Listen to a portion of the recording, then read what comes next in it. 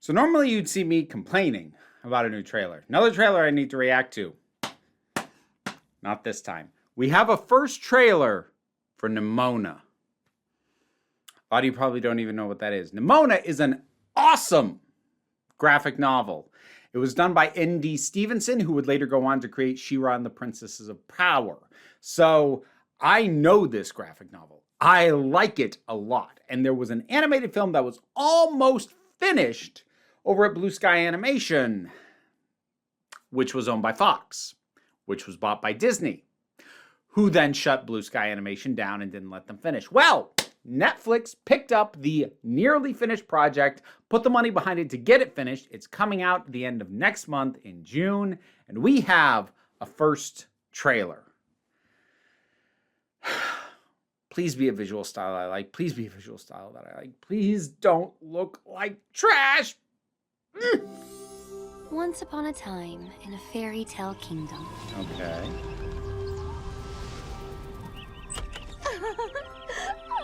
Oh. Tweet, tweet, tweet. Oh, what a peculiar bird you are. Now go make me a dress. Make your own dress. Yep, that tracks. This is the part where you run. I'm on fire! Oh, humanity! Who would do such a thing? I'm going to assume, yeah, That would be me. This is her drawing it. Oh, it looks good! Oh!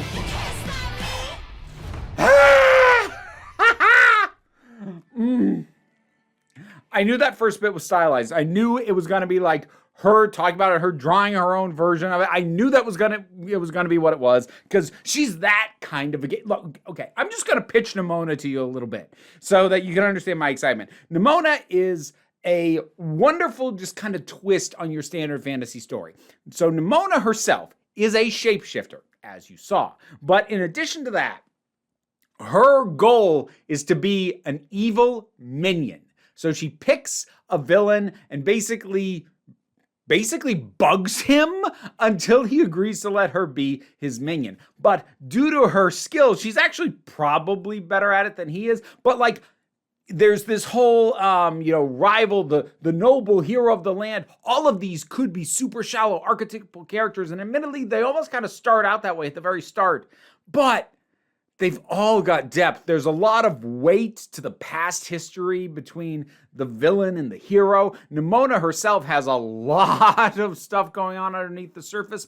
The relationships that develop as you see these people get to know each other better, and you see the layers get peeled back, because a lot of these people got damage. I mean, somebody doesn't decide to be a villain, and then another person doesn't decide to be an evil minion for lack of personal damage. So yeah, all that gets explored. I think the only thing is how well it will compress to a under 2 hour movie. You don't know the runtime on this. My overall thought is probably pretty well, because Nimona, my general concern with anything like Nimona getting adapted to film is, what are we going to lose in the translation in terms of content, depth, etc. And while it probably is going to skip some bits here and there, I think the overall core heart of the story, I do think with skillful filmmakers, can be told in the allotted time of a movie. It won't be the easiest thing in the world, but I do think it's one of the more adaptable graphic novel stories that I can think of. That and maybe Prince and the Dressmaker. If any studio wants to pick up the rights to Prince and the Dressmaker and start making that, you'd make my friggin' decade right now. But I'd put that on the wish list.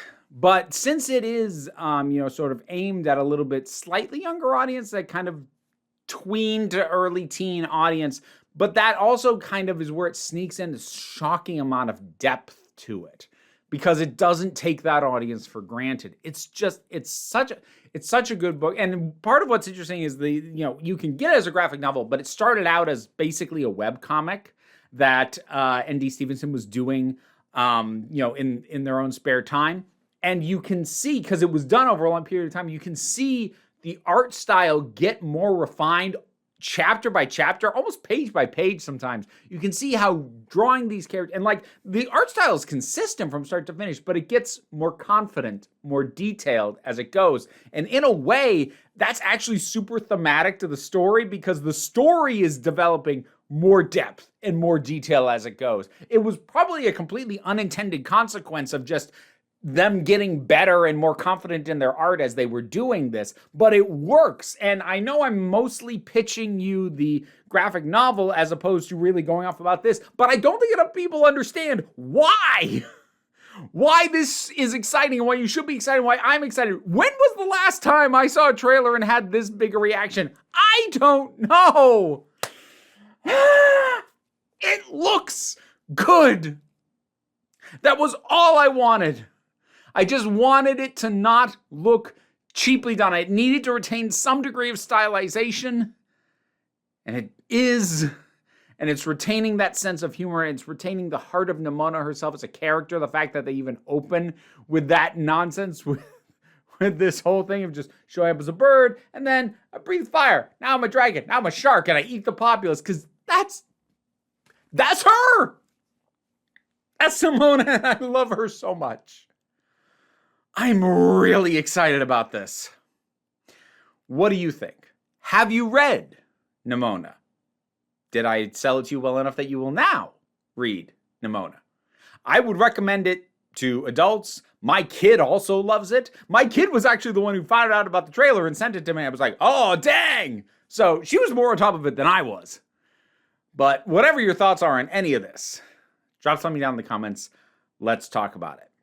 Patreon pays the bills, enables me to continue to pay for Netflix and be able to watch this as soon as I possibly can when it comes out.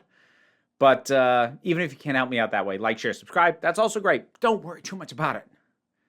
Because at the end of the day, I just want you to remember that we take a relaxed attitude around here. I'm so excited I was forgetting my outro. But don't worry about it, because you can just come on back next time you need a break. Yes! Massive thanks to my Patreon supporters, and in particular, I want to thank Robin Moore, Zubin Lutfullah, Tarak, the thing that goes doink in the anime, Ruth, Oliver B., Solitary Pictures, Ulrich Bogdan, Melinda Walters, Jen, Leotha Boyd, Auntie Kate 808, Becky Sparks, Fernabilax the Poodle, Robin Powell, Tracy Scrabbit, Angry Kasparov, Adam R.D.L. Taylor, David Hall, Shayla Gourlay, and Rosalind Bennett. Thanks for your support. You can get your name in the credits too if you feel like hearing me possibly struggle with it for several times before getting it right.